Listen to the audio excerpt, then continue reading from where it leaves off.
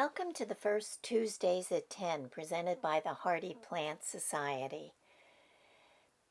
The Morris Arboretum of the University of Pennsylvania began as Compton, the private estate of a Quaker brother and sister. John Morris was born in 1847, and Lydia, his younger sister, was born in 1849. In 1887, the Morris siblings purchased 26 acres of farmland in the northwest corner of Philadelphia in the Chestnut Hill section, overlooking the Wissahickon Valley. Their large, late Victorian mansion was designed by a well-known Philadelphia architect, Theophilus P. Chandler, Jr., and commanded a view in all directions. Some of his other buildings included the North Philadelphia train station, St. Asaph's Church in Ballackenwood, and many of the original Philadelphia Zoo structures, including the bear pits, which survived until 1977. Compton also included a 3-level carriage house with horse stables, which today is being used as the Widener Visitor Center. On the lower level of the Visitor Center, there's a historical display about the history of the Morrises and some artifacts from the mansion, which was torn down in 1968. You can also see some of the Mercer tiles, which were part of the original decoration of the carriage house. Between 1892 and 1910, the Morrises continued to purchase other adjacent parcels of land on the Philadelphia side of Northwestern Avenue. The last purchase, in 1913, on the Montgomery County side within Springfield Township, was called Bloomfield Farm, and it included Springfield Mills, a grist mill, which dated back to 1761. The Wissahickon Creek is a significant aspect of the Morris estate.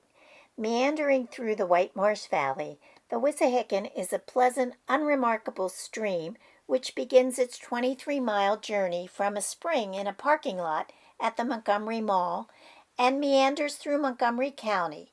It flows along the western boundary of Bloomfield Farm and then forms the border of the Morrises' estate.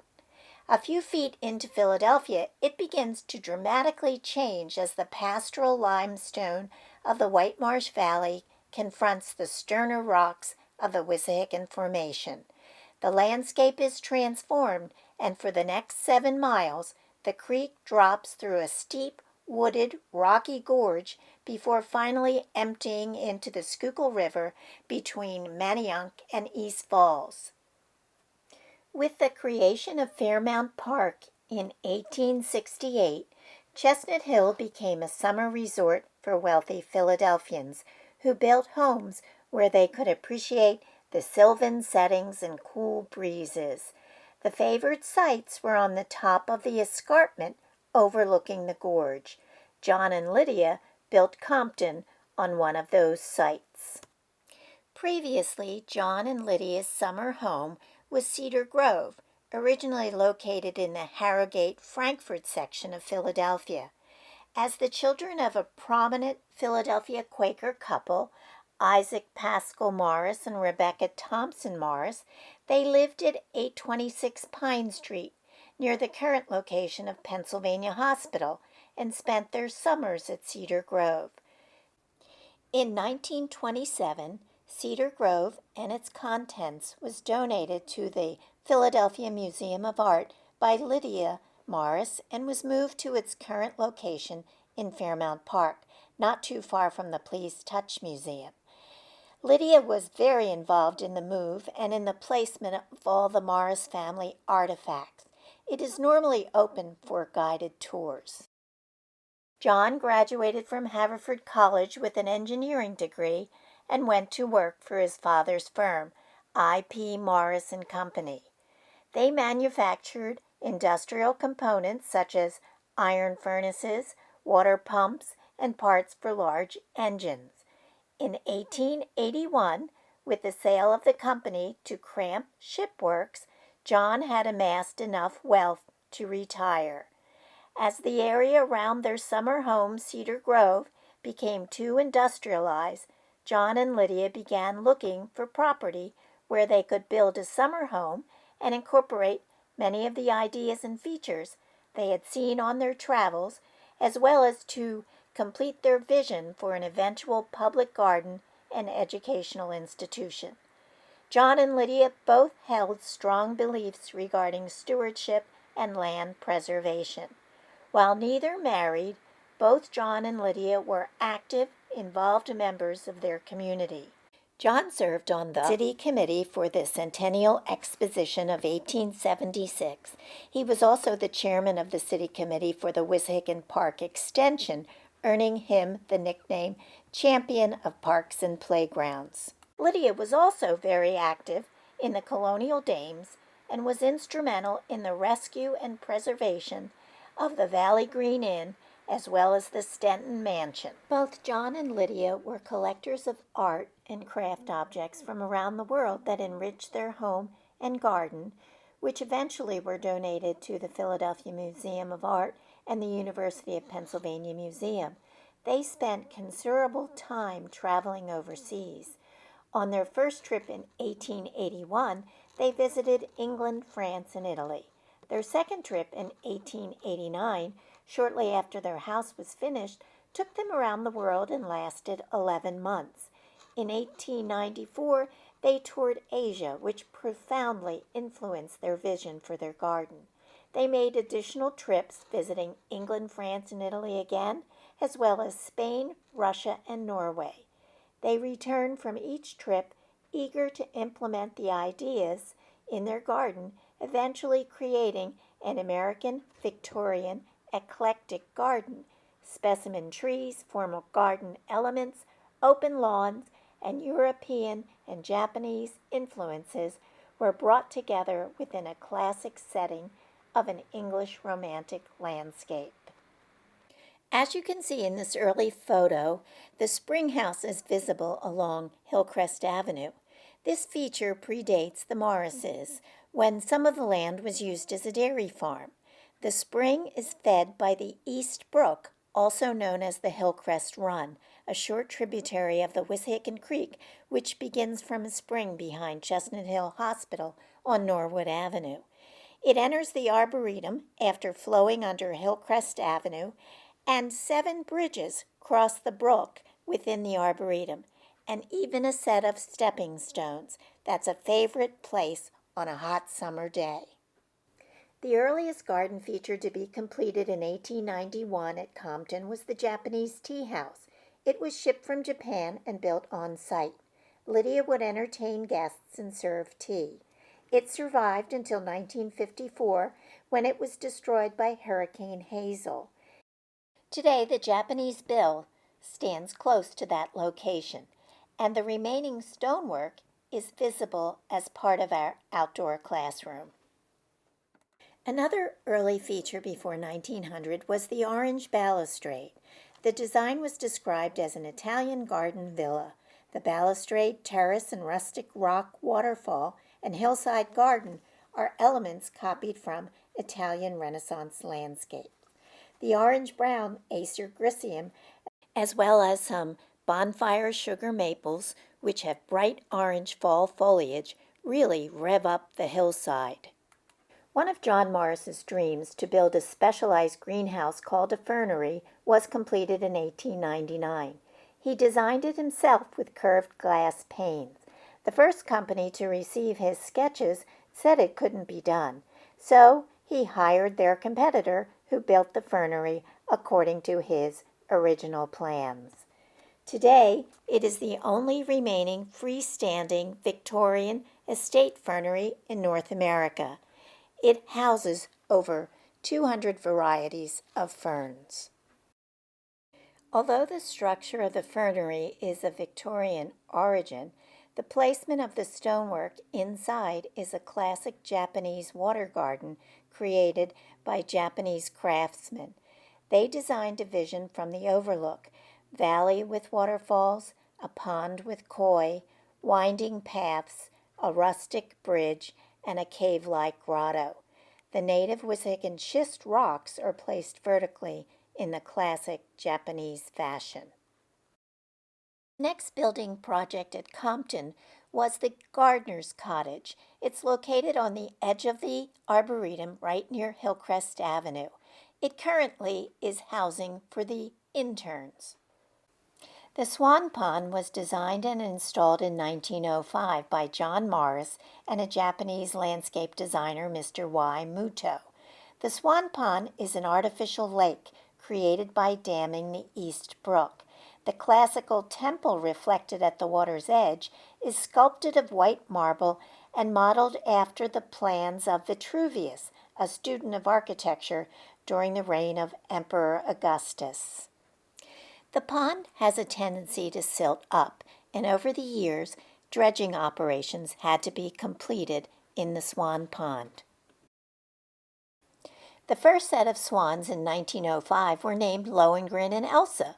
Lohengrin and Elsa were the names of the characters in Richard Wagner's opera of 1850. These swans were a gift from the Canadian government on the 300th anniversary of the founding of the Pennsylvania colony in 1982. However, the pond was too shallow for the swans to swim, so a major dredging operation had to take place before the Arboretum could accept the swans. About 2 years ago, during a real cold snap, the pond was almost frozen over except for a small area around the bubblers. The Arboretum staff removed the swans for safekeeping after they noticed coyote tracks in the snow on the top of the ice. Our current mute swan pair are sisters named Flora and Fauna. Stop by and say hello, but don't feed them. Their favorite meal is organic spring mix and romaine lettuce provided daily by our swan keeper. John and Lydia Morris were most likely influenced by the writings of Capability Brown, who had a major influence on English landscapes, and Andrew Jackson Downing, whose book, The Architecture of Country Houses, published in 1850, both suggested damming the stream to create a lake or a pond to bring continual seasonal interest to the landscape for all to enjoy. Look to the right in this next photo. Japanese gardener Y. Muto built this garden for John Morris in 1905. He made the hills with the soil dug from the Swan Pond that was built at the same time. This Japanese hill and water garden contains the essential elements found in a Japanese garden. You will find hills, bridges, rocks, water, plants, trees, paths, lanterns, and shrines. This area is home to many cut-leaf Japanese maples, as well as a beautiful echinus plant which turns a marvelous red in the fall. It's an area not to be missed. Like other privileged Victorians, John and Lydia Morris were intrepid travelers. Many of their garden features were inspired by the places that they visited. For example, the Long Fountain. After visiting the Alhambra in Spain, they were motivated to install a Moorish fountain. The Long Fountain has become a favorite destination for the youngest Arboretum visitors who delight in touching the dancing water. Another favorite destination for our young visitors is the log cabin, which was designed by John Morris as a private retreat for his sister Lydia. It is located on the banks of the East Brook, downstream from the Swan Pond. The log cabin was used by the Morrises to entertain friends, and Lydia spent many hours on the porch enjoying the view of the stream and woodlands. Remember, this was before air conditioning. Constructed of eastern hemlock logs and a riverstone cobbled chimney, the cabin was reminiscent of an Adirondack-style cabin where the Morrises vacationed frequently. Although rustic in appearance from the outside, the inside was well furnished with antiques, and Lydia loved to serve tea to her friends. At the time of its construction in 1908, the pump house was an integral feature of the Morrises' estate. Its wheel powered a 3-cylinder pump which pushed water uphill to a cistern in the tower of the former Compton mansion. It also provided water for grazing livestock, and it was used to send water up to the hill to the garden's fountains. It was located along the tributary to the Wissahickon Creek, the Paper Mill Run, the second tributary which crosses the Morris Arboretum. The Oak Allée was planted shortly after the parcel of land was acquired in 1905. It consisted of over 100 oak trees of just about the same size, and they were evenly spaced. However, in 1992, a tornado ripped through the area and destroyed most of the oak trees. It was replanted with Shumard oaks and a variety of other plants and shrubs, like crepe myrtles and oak leaf hydrangeas, to provide interest in all seasons of the year. At the end of the alley, you will see a sculpture called Three Tubes. It provides a visual puzzle. Let's see if you can figure it out. You can also stop for a little rest in the middle of the alley on a lovely bench and enjoy the decorative tiles. John Morris purchased the land for the English Park in 1909. In keeping with English landscape design traditions, the area provides a wide open lawn and long vistas of the surrounding landscape. The English Park is marked by gentle rolling lawns bordered by significant collections of maples, witch hazels, dogwoods, cherries, and stewardias. The Seven Arches balustrade was built originally to serve as a tool shed and a pump house for the water needed for the fountains and other water features. The Key Fountain, located at the bottom of the English meadow, combines two distinct styles. The top is reminiscent of a medieval Moorish palace of Spain, and the bottom style is of a Victorian rock garden. Water for the fountain originally came from a cistern close to the Seven Arches at the top of the English meadow. In Lydia Morris's time, there was a cantilever bridge over the Key Fountain. She often would have her chauffeur drive her in her Pierce Arrow around the garden each day so she could view and enjoy the changes that were occurring. The garden steps, wall, and seat, now referred to as Lydia's seat, was built in a hillside in the north end of the Rose Garden. The seat and stairs were a favorite garden approach from Compton Mansion to what was then a mixed flower, kitchen, and herb garden. Today, nestled among the base of it are many different hosta varieties. You can also look to the right and head down a hidden path to the Camellia Walk. Halfway down the path, stop and look at the huge tulip tree on the left side, which was dating back to the Morrises' time. On the right side is a yew with smooth reddish bark. It was planted in the mid-1940s. This is actually a shrub that has matured so much that it has major limbs and multiple trunks.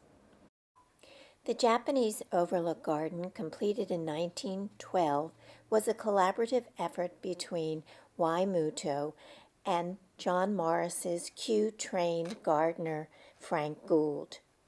The original intent of the Overlook Garden, which included views of the mansion and the Arboretum, is now somewhat obscure due to the mature growth of the trees surrounding the observation point. Large Fudoseki stones are placed prominently throughout the garden and on its perimeter, including one with carved monkeys that seem to say, "See, hear, and speak no evil." A pair of stone Korean dogs stand prominently in the garden. Notice one is smiling and one is not. In 1913, the Mercury Loggia was constructed by John Morris to celebrate the 25th anniversary of the building of Compton. The loggia is a small temple-like structure constructed of Wissahickon schist with an arched plaster roof and mosaic tile floor. Located on the western edge of the English Park, the loggia captures the feeling of a Roman temple. Inside the loggia is a bronze statue of Mercury, recognizable by his winged sandals. The grotto beneath the loggia is an artificial cavern lined with Wissahickon schist.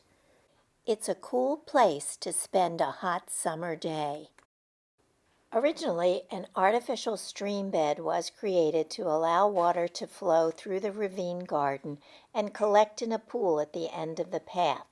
The slope sides of the ravine are studded with large stones that serve to anchor the soil and accent flowering bulbs and perennials.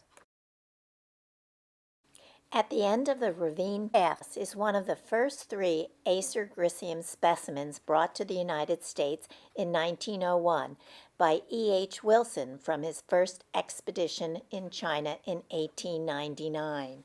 John Morris died unexpectedly of kidney failure in 1915 while vacationing in the Adirondacks. The step fountain in the center of English Park was commissioned by Lydia to honor her brother John. The fountain faced the mansion and could have been easily viewed from the windows of Compton. The step fountain, done in the Beaux-Arts style, was an idea from a fountain they might have seen in St. Petersburg, Russia. Although it is hardly hidden, many visitors view it only from a distance and therefore miss one of its delightful features. Listen and notice how the sound of the water changes as you walk up or down the steps. The bronze sculpture after B.K.S. Iyengar by American artist Robert Engman sits at the top of the step fountain. It has an unusual quality. When it's viewed from different vantage points, it seems to change shape and looks like a different sculpture. You can see triangles, circles, and diamonds. The mixed garden area became mainly a rose garden in 1924 when Lydia moved here permanently at the age of 75. She made a few changes in this area by building a rock wall with elegant stone steps into the rose garden. The 6-foot-high rock wall is made of Wissahickon schist. Its sunny, south-facing location is perfect for alpine plants and succulents and many other varieties. The rose garden today contains a mix of roses, perennials, annuals, and woody plants with height elements and garden ornaments, a medicinal and herb garden with an informal design in contrast to the conformity of the rose garden is located at the lower entrance. The summer house, with its recently redesigned plaza, is an elegant destination in the corner of the rose garden. It is topped with an interesting weather vane designed by Lydia herself. It depicts Lydia, her gardener, and favorite pets enjoying the garden. Today, the Arboretum's natural areas in the lower meadows look almost as they did when the property was the Morris's estate. In the early 1900s, John Morris installed a tile field to drain the wet meadow in order to raise cattle. Beef cattle grazed here during World War II to supply the war effort. The plan for the wetland included both shallow areas as well as several deep holes to accommodate overwintering of fish and amphibians. To encourage birds, waterfowl, and mammals to inhabit the area, bluebird, kestrel, wood ducks, and bat boxes were installed. The Arboretum's wetland is now a thriving example of an ecosystem that supports an abundance of native plant life as well as year-round and migratory bird populations. In 2009, a new exhibit called Tree Adventure, featuring the Out on a Limb Canopy Walk, opened at the Arboretum. The centerpiece of the exhibit is a 450-foot-long walkway that soars 50 feet above the ground, giving visitors a bird's-eye view of the forest.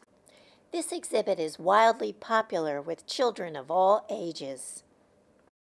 Visitors can cross a suspension bridge to a giant bird's nest or scamper onto the squirrel scramble rope netting between 2 towering trees, or head to the top of the Wissahickon Vista platform for sweeping views of the surrounding Wissahickon Gorge. The Garden Railway is a miniature, bustling world set within the splendor of a summer garden. Colorful trains meander around historic scale model buildings, such as City Hall, the Art Museum, and Betsy Ross House. The buildings are created entirely of natural materials, each detailed with leaves, bark, vines, and twigs. The Garden Railway display is open during the summer months and returns annually on Thanksgiving weekend for the holidays. Twinkling lights and festive decorations have made the display a very popular holiday destination for families. Lydia Morris died in 1932. She is buried in the family plot in Laurel Hill Cemetery. In her will, she bequeathed Compton to the University of Pennsylvania to be used as an educational and botanical research facility. In John's will 17 years prior, he stated that Compton be a place where young men and possibly women may be taught practical gardening and horticulture. Kudos to John. He was a man before his time. The estate was left in trust to the University of Pennsylvania and valued at $4 million. 18 months after Lydia's death, the garden was open to visitors, and almost 10,000 visitors enjoyed the garden on that first day.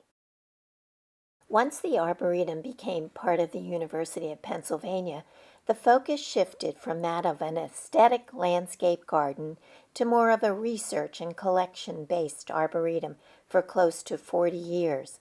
The 1970s were a time of great change and progress at the Arboretum. In 1978, it was listed in the National Register of Historic Places. In 1988, it became the official arboretum of the Commonwealth of Pennsylvania. One of the most outstanding features of the Arboretum is its collection of large and beautiful trees. When John and Lydia first purchased the property, it was almost completely devoid of trees. The Morrises also established long-term professional friendships with the leading horticulturalists and plant collectors of their time. Charles Sargent, director of the Arnold Arboretum, plant explorer David Fairchild, and E.H. Wilson, the famous plant collector. Many of the plants brought back during these early expeditions were shared by the Morris Estate, the Arnold Arboretum, and the Biltmore Estate in North Carolina. New England proved too cold and North Carolina too hot. By the 1970s, it was only the Morris Arboretum that could proudly display over 100 trees collected in Northeast Asia by E.H. Wilson. Today, the Morris' legacy is sustained by careful maintenance and management of these mature trees. At this time, I will present photos of some of the notable trees in the Arboretum collection. I'll begin with the signature tree of the Arboretum, a champion tree, the Katsura tree, planted by the Morrises in 1902 as part of their Japanese garden. It is one of the largest trees of its kind in North America. It starts in the spring with leaves that look a little bit pink, but in the fall the leaves turn a golden yellow, and the decaying leaves emit an odor like cotton candy. The next tree I'd like to highlight is the Dawn Redwood. We have a grove of them located along the East Brook. Dawn redwoods were thought to be extinct here in North America. We could only find fossil remains, but in the 1940s, in a remote area of China, a grove was discovered. These deciduous conifers created quite a sensation among botanical circles. The Arboretum was one of the first to receive some seeds. We have 2 specimens right near the Swan Pond. They exhibit beautiful russet gold fall color, and this grove is thriving near the East Brook. A school tour once asked a fellow guide, "Why do your trees all have credit cards?" Here's what our tags look like. They contain lots of pertinent information, so don't forget to search them out when you visit. In the next section of the program, I will be identifying plants and trees with labels and also providing a musical interlude as this program winds down.